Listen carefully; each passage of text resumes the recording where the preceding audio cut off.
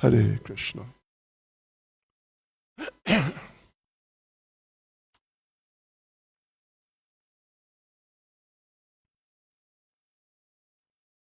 Jai Radha Madhava Kunja Bihare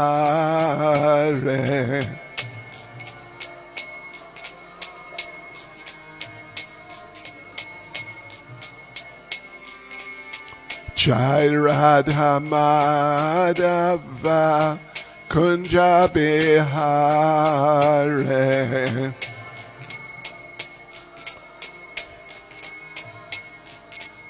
Hare Gopi Jana Balava Giri Bharadhare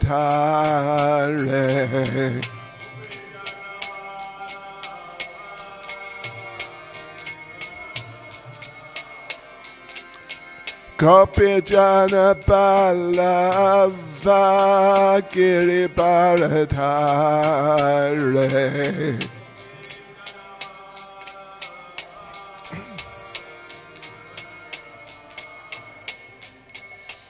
Yashodanandana Vraja Janaranjana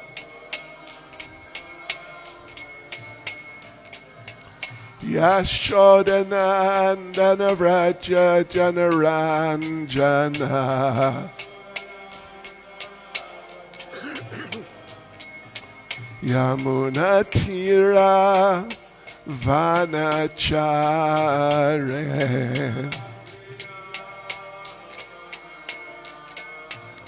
Yamunatira Vanachare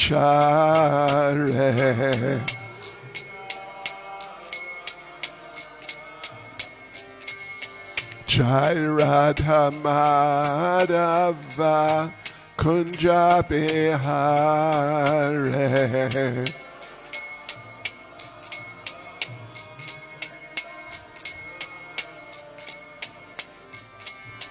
Jai Radha Madhava Kunja Bihare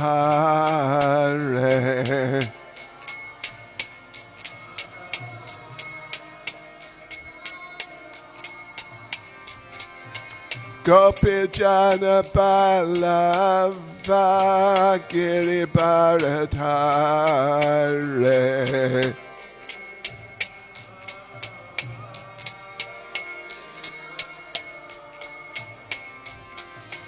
Gopi Jana Balava Giri Bharadhare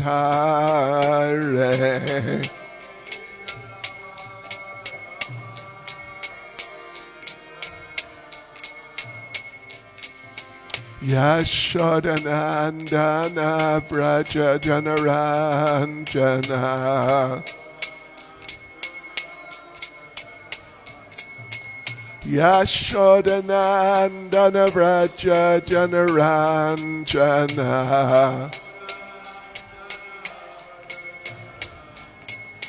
Yamunatira Vanachare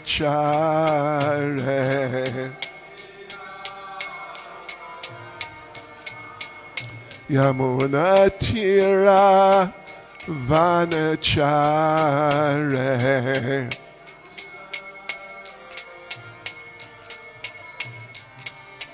Jai Radha Madhava Kunja Bihare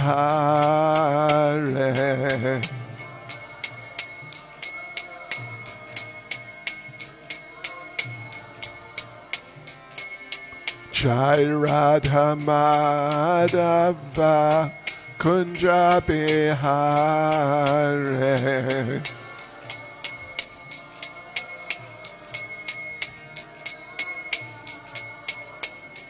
Jai Prabhupada Jai Prabhupada Prabhupada Jai Prabhupada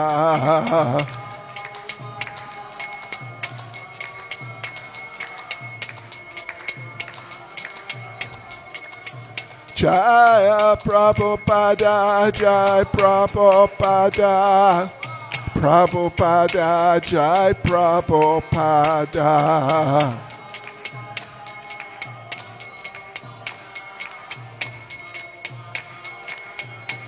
Jai Jai Prabhupada, Prabhupada, Prabhupada, Prabhupada.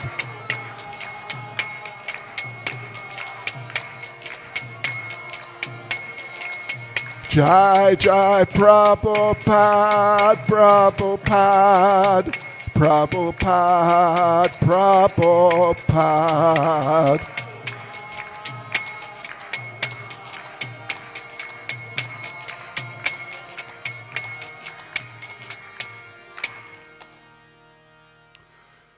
Jai Vishnupad, Paramahans, Parivrajacharyas, Status Samad, His Divine Grace, A.C. Bhaktivedanta Swami, Srila Prabhupada Ki, ISKCON Samstapakacharya Srila Prabhupada Ki, Shri Shri Radha Radhanath Ki, Shri Giri Govardhan Ki, Shri Chaitanya Mahaprabhu Ki, Sankirtan Yagya Ki, Ga Premanande.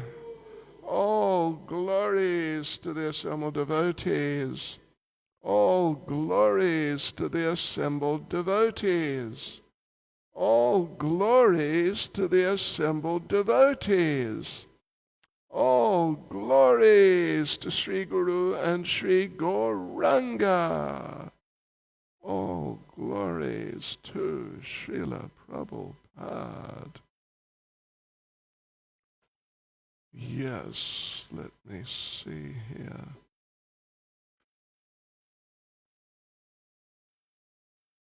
Om Namo Bhagavate Vasudevaya.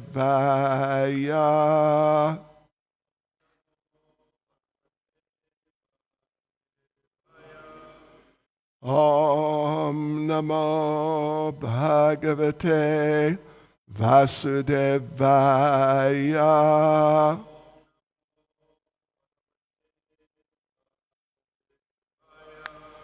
Om Namo Bhagavate Vasudevaya.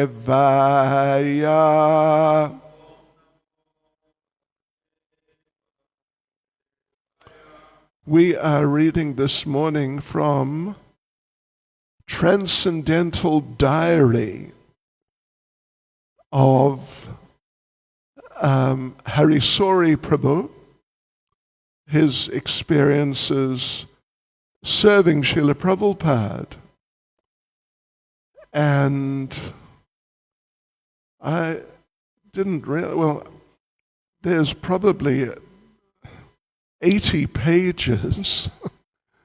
You know how long it would take to read 80 pages of 12-point single, whatever you call it, single-spaced text. Have you got a couple of days? At least all day today for sure. So I didn't realize that I'm meant to summarize. I thought I was just meant to read. But so what did I do? I did a summary. How did I do a summary? Take a guess. I used artificial intelligence, actually. Seriously.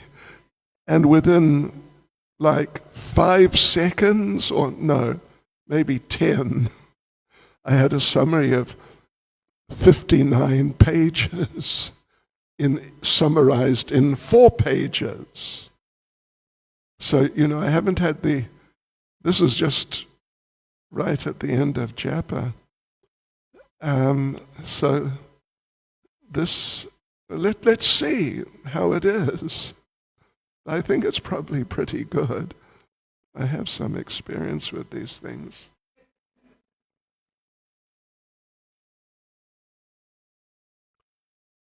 Anyway, yeah. Nama Om Vishnu Padaya Krishna Prestaya Bhutale Shrimati Bhaktivedanta Swaminiti Namane Namaste Saraswati Deve Gauravani Pracharane Nirvishesha Shunyavadi Pastyacha Deshatarane Vanchikalpatrubhyascha Kripa Sindhubhya Evacha Patidanam Bhavanebhyo Vaishnavebhyo Namo Namaha. Shri Krishna Caitanya Prabhu Nityananda Shri Advaita Gadadhara Shivasadi Gaura Bhakta Vrinda Hare Krishna Krishna Krishna Hare Hare Hare Rama Rama Rama Hare Hare. And Acharya Vadan Prabhu here, can you give this key to Mother Radharani? She's sitting back there. And tell her there's no towels in there. Someone should put some towels. Yes, so here we go, devotees. This is now from, well, a section of Transcendental Diary from July the 28th till August the 7th, 1976. Yes, and it's Prabhupada's visit to Paris and New Mayapur in France, of course. So let me just blow it up a bit here. Okay. So yes, the description starts, let me just, where am I? Here we are. Right, it starts in, where does it start? New York. It starts in New York. And then Prabhupada flew from New York to Paris, and then they drove to New Mayapur, which is, it's a country ashram, and it's a big, used to be, sort of like a chateau, they would call it, kind of stately old and fairly big, fancy house. So anyway, the journey, and it's in central France, more or less, something along those lines. So, yes, so the journey begins then in New York, and there's a description which I actually read, the whole thing. On the same flight, there was one American, and not all Americans are the same, but some are kind of loud and prone to be a little not very sociable, not very broad-minded. And this fellow was like that. An older man, not really old, probably middle-aged, sort of 40 or 50 or something. And Prabhupada and Hari Sori Prabhu were sitting, the two of them were already sitting on the plane in first class. And this man came by, getting onto the plane. Prabhupada and Hari Sori were already there and just sitting and waiting to take off. So this man came along, walking back through to the economy section, and he sort of leant over to Hari Sori, and he said in like an unpleasant way, "Hari, Hari, Hari." And Prabhupada sitting right next to Hari Sori, and Prabhupada witnessed it. And it was, it was like deliberately offensive.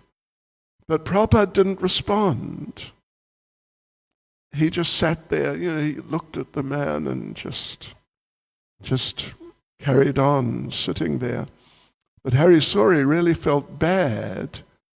He felt, of course, he wasn't responsible for the man. He's just some miscellaneous person who happened along. But Hari Sori felt a bit of, you could say, responsibility that here I am and in my presence, kind of like in my watch, on my watch, Prabhupada has been offended and treated quite unpleasantly. But anyway, nothing else happened for the flight. Then they landed in Paris, and now they're proceeding through the airport to go to immigration to get their passport stamped.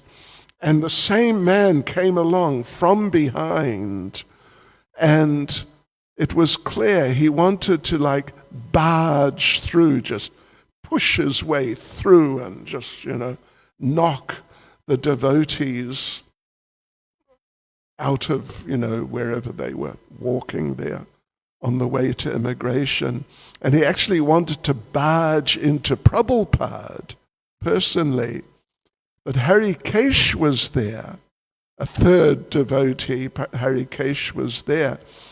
And the man came up from behind, and before even Harisori and Prabhupada knew that this man was coming and, what his intentions were, Harikesh intercepted him and sort of grabbed him, pulled him out of the, he was on the same, heading straight towards Prabhupada. So pulled him to the other side and pulled him forward, and they walked past Prabhupada and Harisori, and the man was, speaking, using bad language, really bad language, and speaking really offensively, you're like this and that sort of thing. But Harikesh just dragged him away down the path. And so again, Harisori Prabhu was feeling bad that sort of on my watch, you could say, Prabhupada is being mistreated. But again, just like on the plane, again, Srila Prabhupada was just serene and peaceful and unaffected, even though he saw what was happening and heard everything. And even afterwards, Srila Prabhupada never mentioned the incident to anyone. It's the sort of thing, we as devotees, even if it was just done to us, what to speak of to someone like Prabhupada, we would tell the other devotees that what happened, sort of the latest bit of news. So anyway, okay. At the airport, there were 50 or 60 devotees waiting to meet Srila Prabhupada with kirtan, garlands, and he was taken to the Paris temple. The devotees had a temple, a very small place. I never went there, but small place, kind of roughly central Paris, not far from the very center. So they went there and had darshan of the deities, Shri Radha Paris Ishwara. And Prabhupada gave a short sort of not a speech, but just, he gave a talk just expressing gratitude. Well, there was Guru Puja, and, devotees were just flying high. And Prabhupada thanked them for the warm welcome and emphasized that here, within this world, one has to work very hard to get things done. Yeah, a nice place of residence. They had decorated the temple, and it was all sort of done up very nicely. And Prabhupada noted that here in the material world, great effort is required to fix a place up and put in, paint things and put curtains and whatnot. But Prabhupada said that in the spiritual world, everything is provided automatically without work. Yes. You just desire. And so he encouraged the devotees, stick firmly to Krishna consciousness. Krishna will personally supply your needs as long as you remain constantly engaged in his service.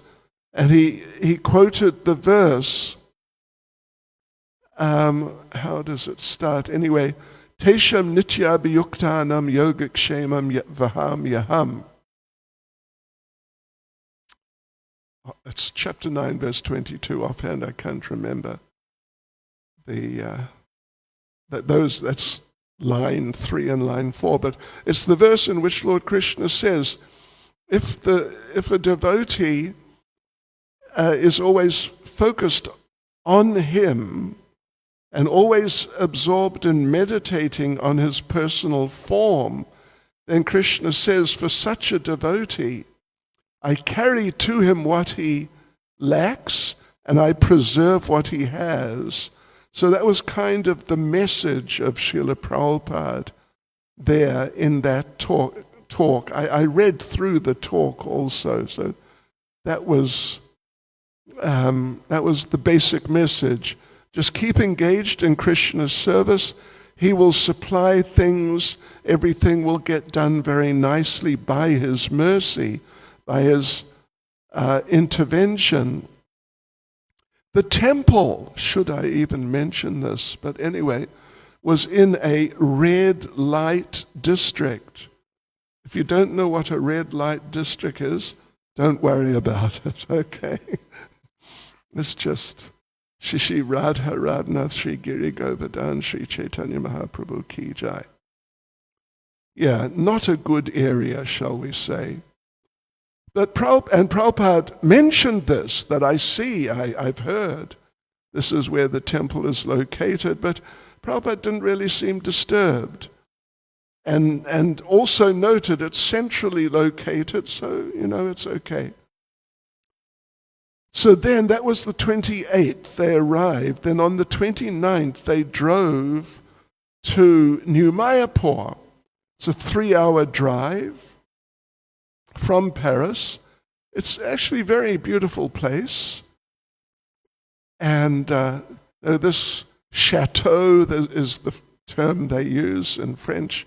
Basically means sort of like a castle type of thing. Really nice place. I've been there a number of times.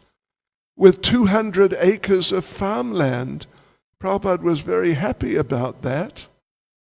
And he felt that, yes, it's a good idea to develop like a real rural community, a rural project. Other times, we had here in Cato Ridge, on the way to Maritzburg, some of you might be familiar with the area, we also had a farm. It was about 120 acres, but it was very nice. But we were not really doing any farming. Well, we employed 2 congregational devotees to farm it for us. Yeah, and so they did, and they would take the produce and sell it in the market. But basically the farm was just a place for the devotees to live. And they would go out and distribute books and do things like that. But the devotees were not involved in farming because, I don't know if you've done any farming. Farming is really quite something. It's very physical. Yeah, and you've got to know what you're doing. So anyway, Prabhupada was very pleased that they had a farm, and he wanted that they develop like a farming rural project and invite people and so on. And in this way, people can come and stay on our farms and live peacefully and be very productive, helping produce produce on the farms and live happily and live peacefully.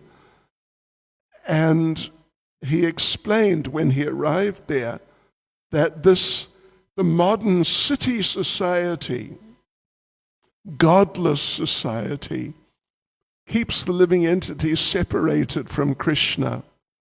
And in this way, it causes them distress. And he emphasized only Krishna consciousness can bring happiness. So now there, from July 30th to 31st, Srila Prabhupada was not well.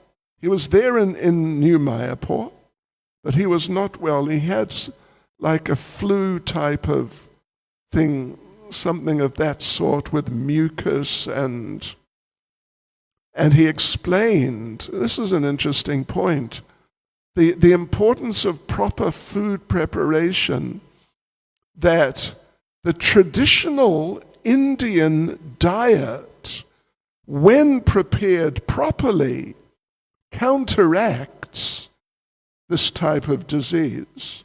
In fact, most of the just sort of regular general diseases, if it's done properly. Yeah, I don't know. Anyway, properly, we should do some research about properly. I think it doesn't mean, South African aloo beans curry, I don't know. Maybe there's probably a place for it. Neither does it mean just like, Western supposed super health type diet.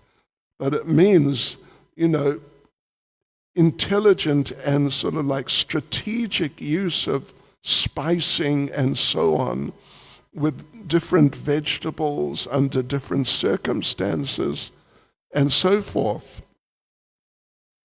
Like one preparation which Prabhupada instructed Bhakti Charu Maharaj to make and showed him how to make was what they call, it's an Indian style of cooking called chachari, which means a lot of ghee or oil, and a lot of chili, and you cook, in this case it was potato, and you cook it, let it sort of sit there and cook until it's starting to stick, just a bit, and then you turn it over, and then you let it cook there, and you leave it for a short while until it just starts sticking just very slightly, and you turn it over again, and you keep doing like that.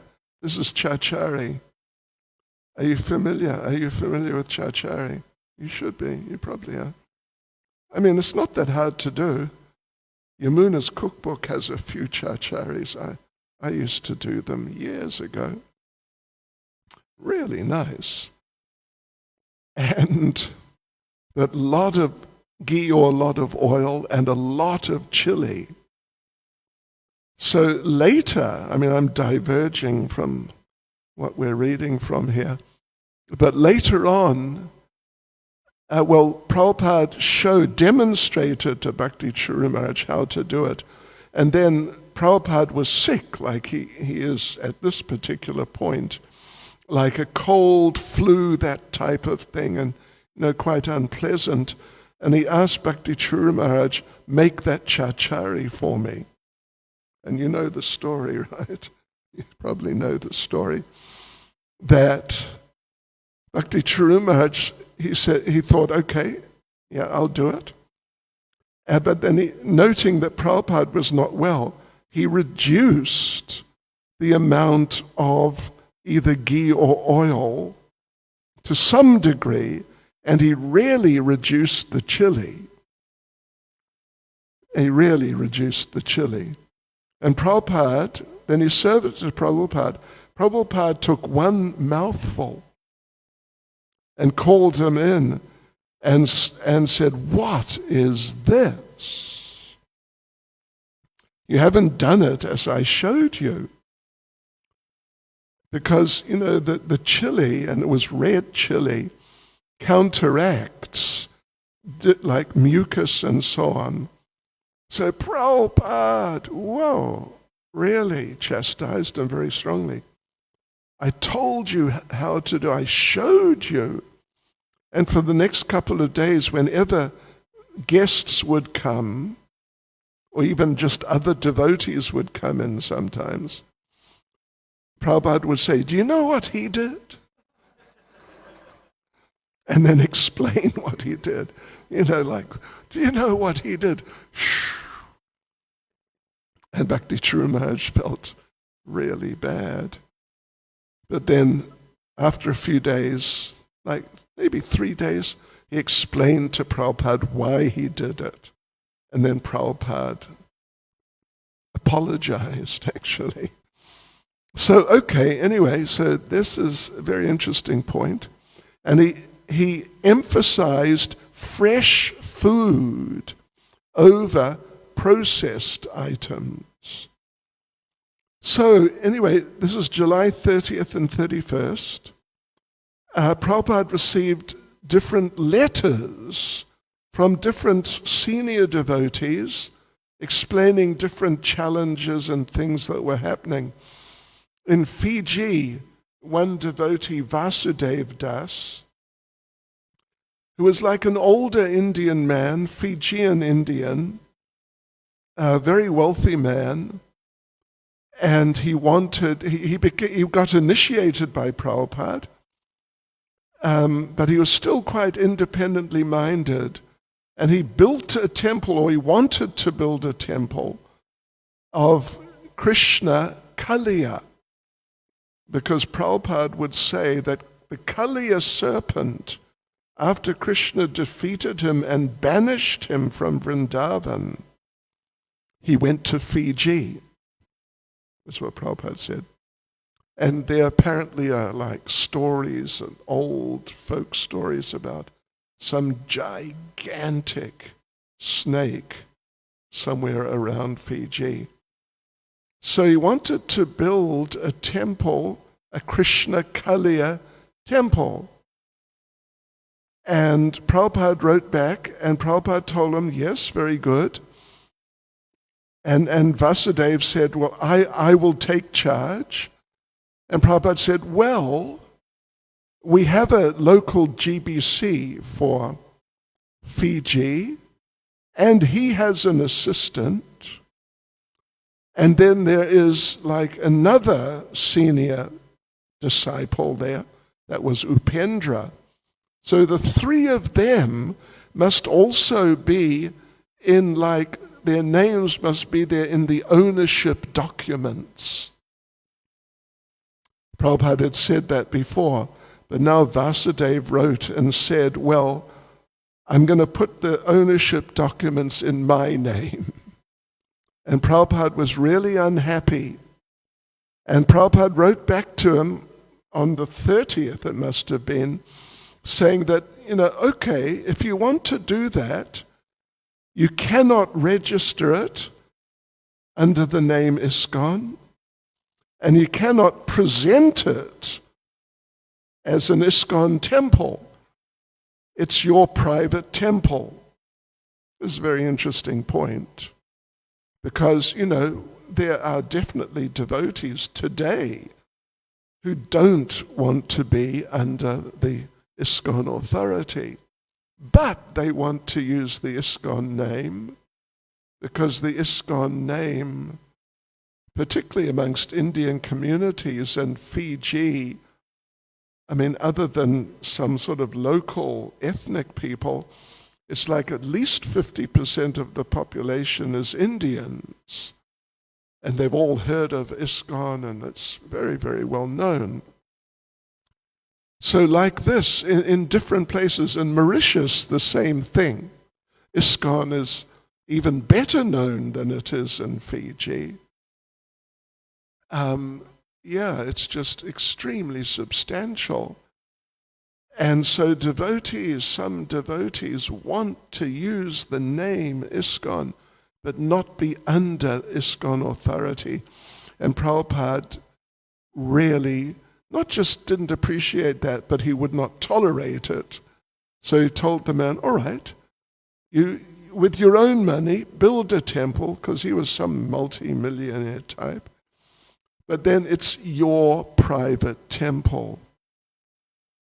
So that was there.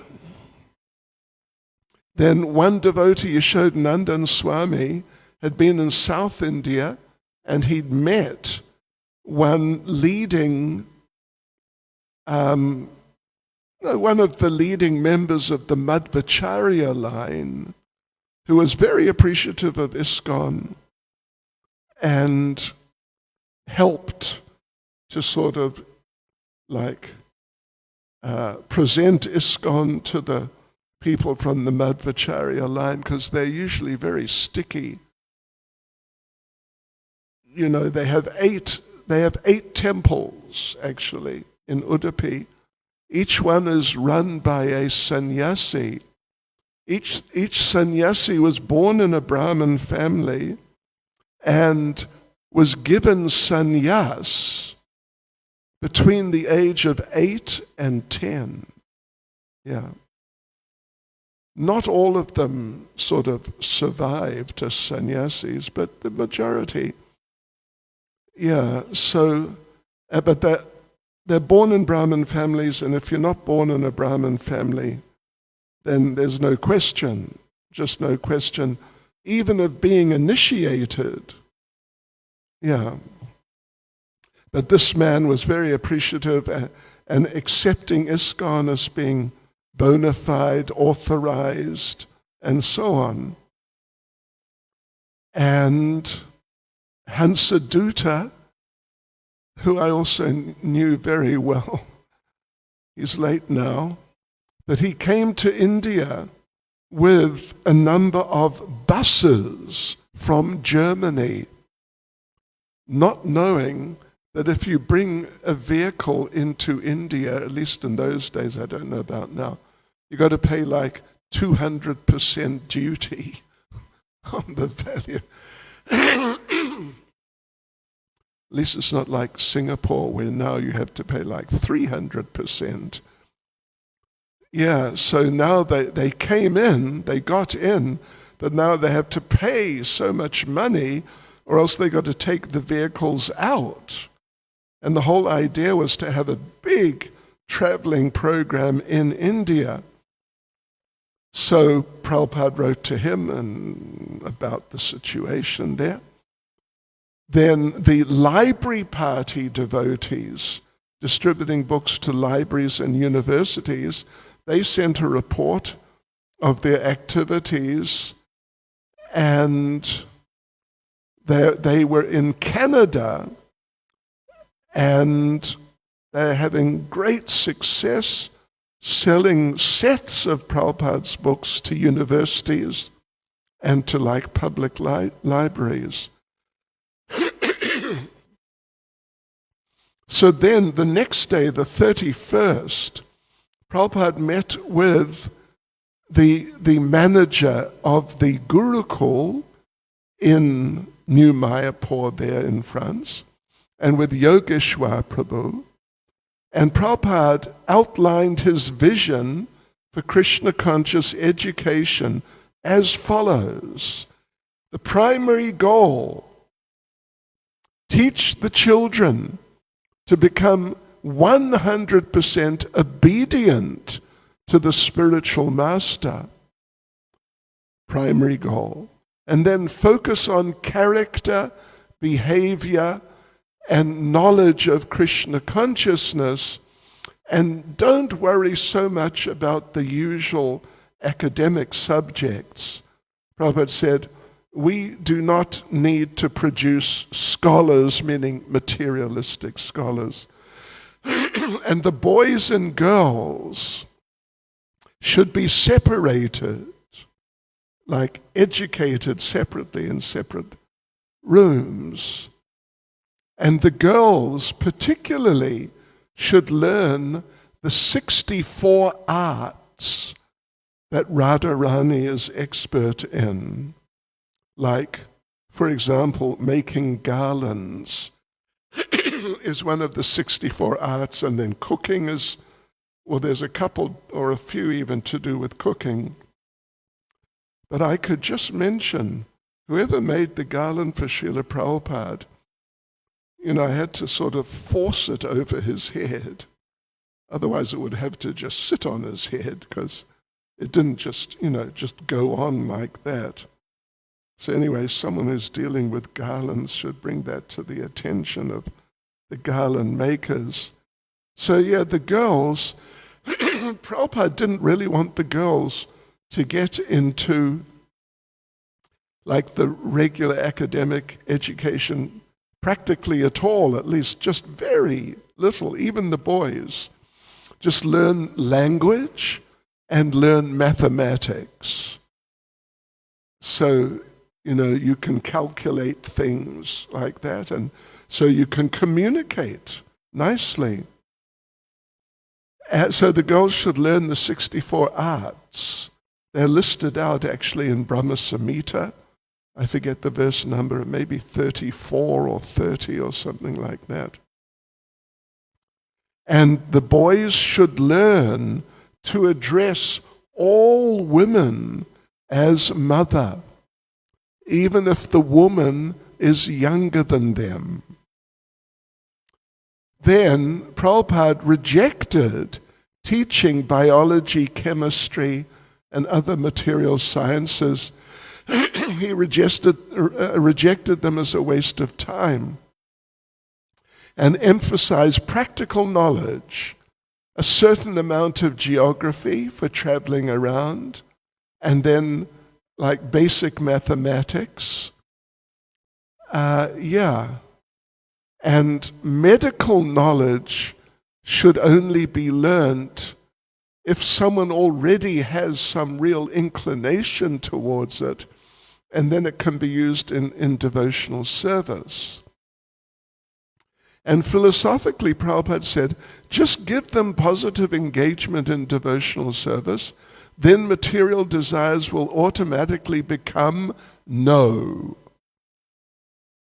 If you simply say no, they will rebel.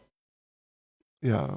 So give them positive engagement in devotional service so they're happy, and then material desires will automatically become no.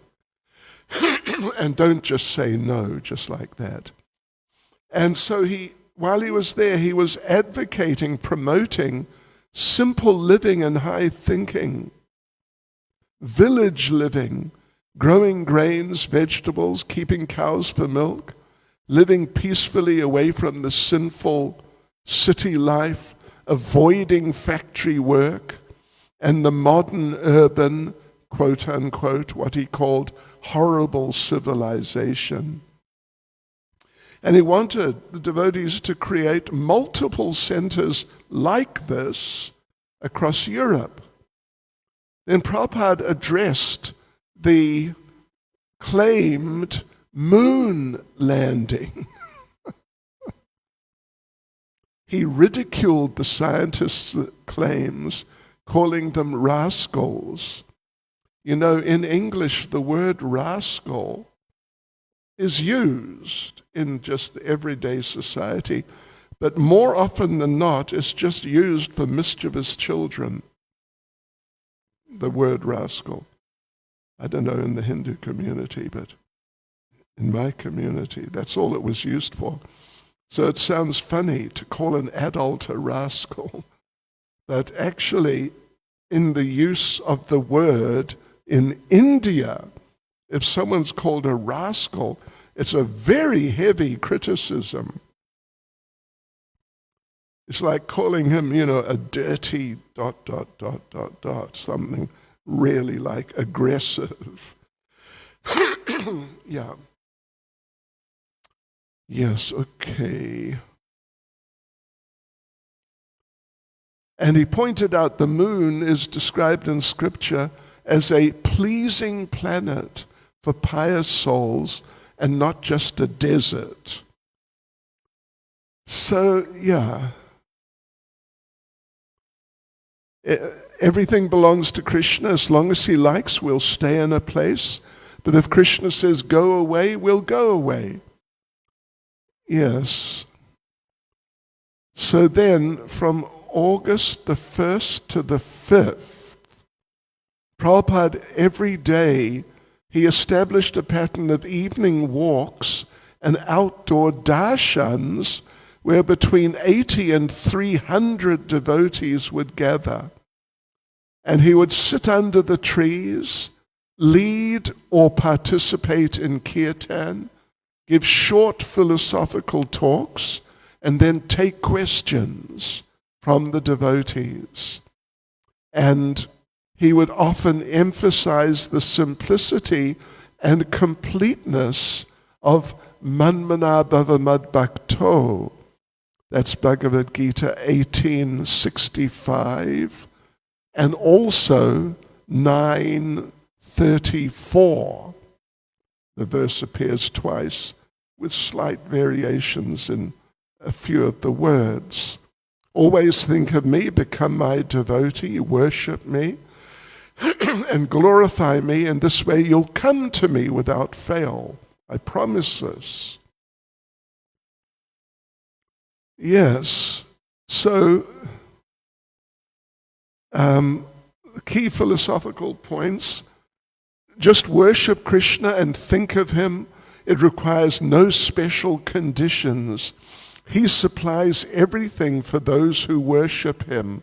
And he repeated that, yogic kshemam vahamyaham. For someone who's worshiping me always, then I provide anything he lacks and I preserve what he has.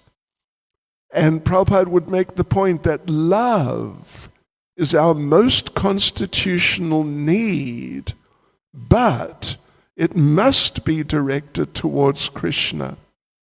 Otherwise, if we don't love Krishna, material desires will fill the gap.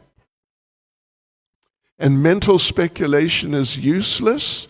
Practical devotional service is what is needed. And he explained that illicit sex life is Maya's trap.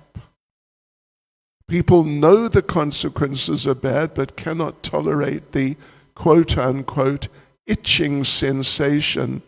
And he emphasized proper marriage and raising children as Krishna-conscious devotees, and no abortion, and not just abandoning the children or the family.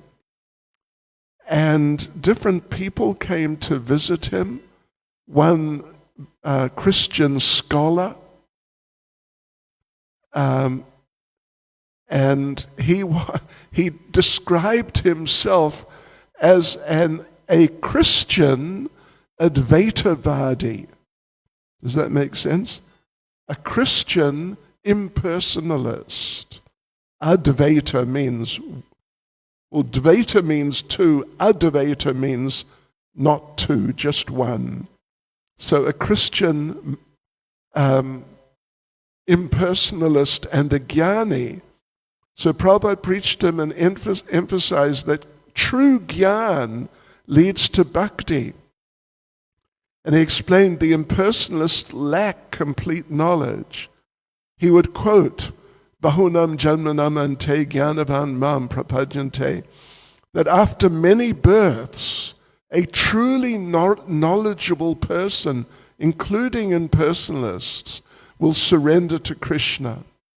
And he stressed that devotees must be both knowledgeable, they must have a good understanding, and they must also be realized. Then a naval commander came to visit Prabhupada, and the family had taken up chanting and following the regulative principles. Bruno, a man called Bruno, who I think is still our printer in Italy, he came, and this is 1976. I'm not actually sure if he's still our printer, but he was for many, many years our printer, printing our books in Italian and French and Spanish like that. So he came, had a very nice meeting with Prabhupada. Prabhupada explained that the truth is one, and it's like reaching the top floor of the building. Different people are at different stages, but the destination is the same. But if we serve Krishna, he gives us an immediate lift to the top floor through surrender. Yeah, and Prabhupada talked about prasadam distribution.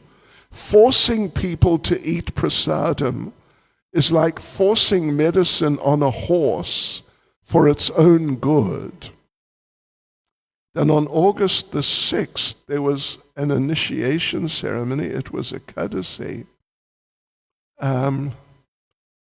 So, in the morning, Prabhupada heard, well, it was what's called here a significant incident. Prabhupada heard this one devotee, Prituputra Swami, who has long gone from ISKCON, so Prabhupada heard him chanting Bhaja Hare Krishna instead of just Hare Krishna.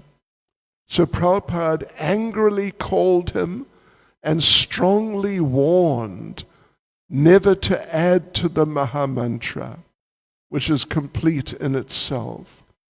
And he feared that this was a contamination coming from non-ISKCON sources in Vrindavan. And, it's not the only one. There was also, it was the practice when I was there to chant Bhaja Sri Krishna Chaitanya Prabhu Nityananda Shri Advaita Gadadhar Shivasti Gaur Bhaktivinoda. But Srila Prabhupada in 74, Prabhupada sent a communication to like all temples, bulletin, that stop this Bhaja Sri Krishna Chaitanya. Because Bhaja, anyway, and just use Jai Sri Krishna Chaitanya, which is what we do. But Bhaja Sri Krishna Chaitanya means we're specifically addressing Lord Chaitanya as an avatar. But actually Lord Chaitanya is in the mood of a devotee. So it's like a rasa basa. It's the wrong mood to like treat him so much and like constantly, regularly as the Supreme Lord, but rather just glorify him, Jai Sri Krishna Chaitanya. Yeah, so anyway, Vrindavan, it's like, what would you call it? A spiritual circus? Or it's something like that.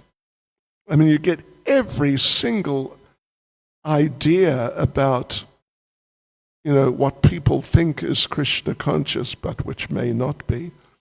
Every single idea that you can think of, and many that you never heard about, never dreamed of, but so many wrong ideas. Just sure, it is amazing, actually. So, right.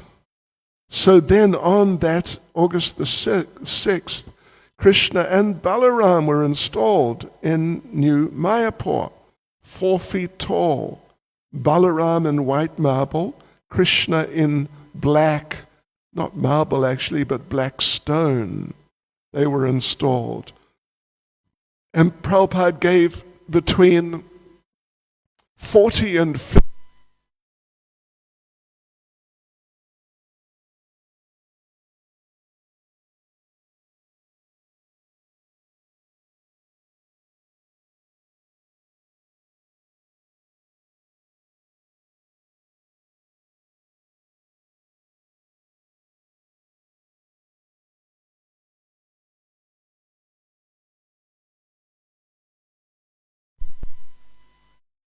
Okay, thank you.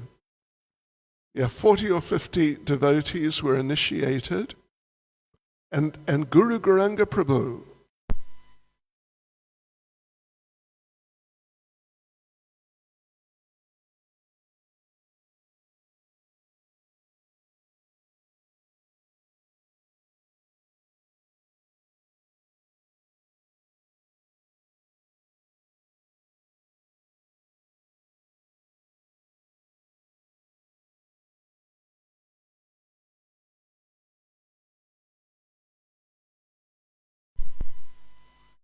languages could we translate them into one?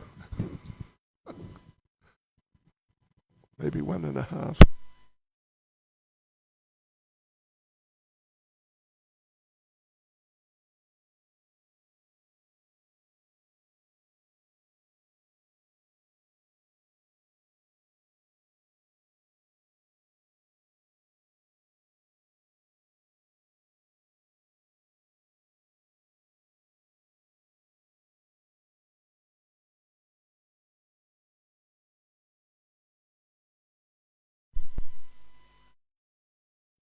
She wrote to Paul. Oh yeah.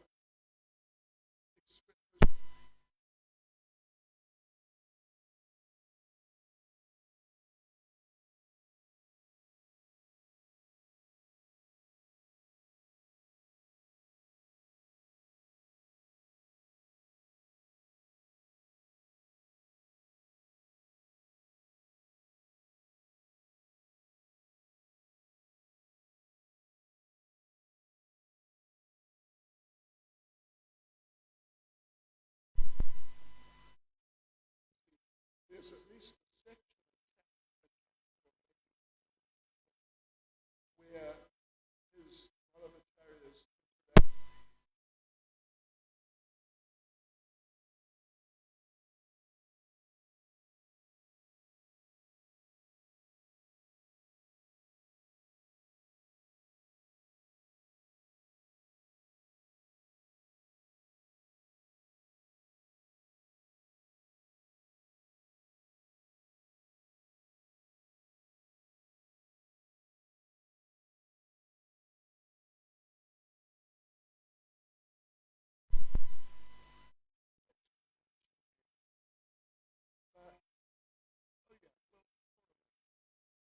Prabhupada said that, well, devotees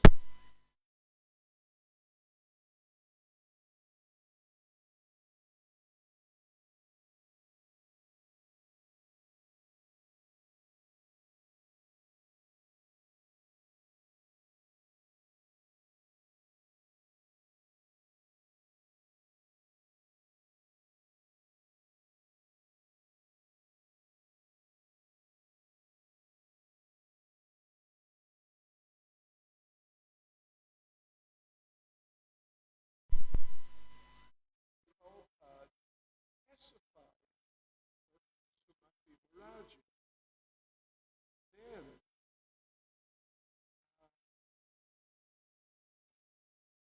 throughout the stay,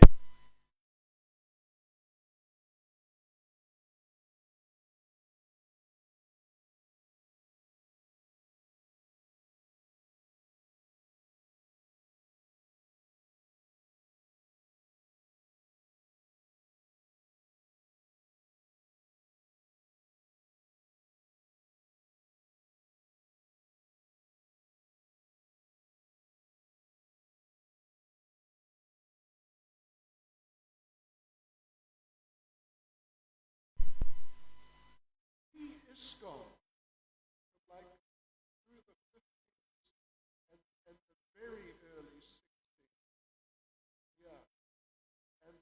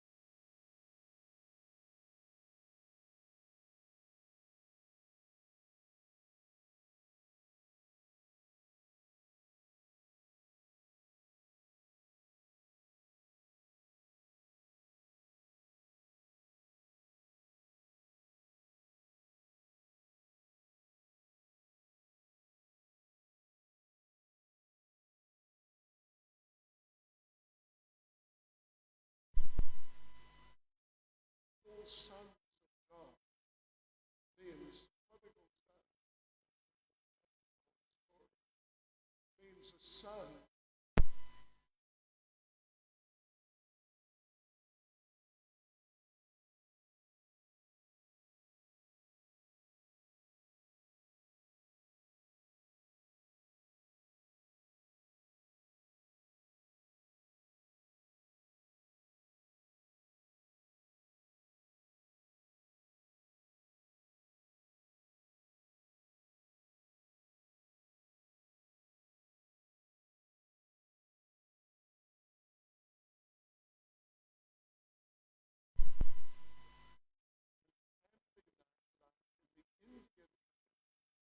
As opposed to the Western tradition.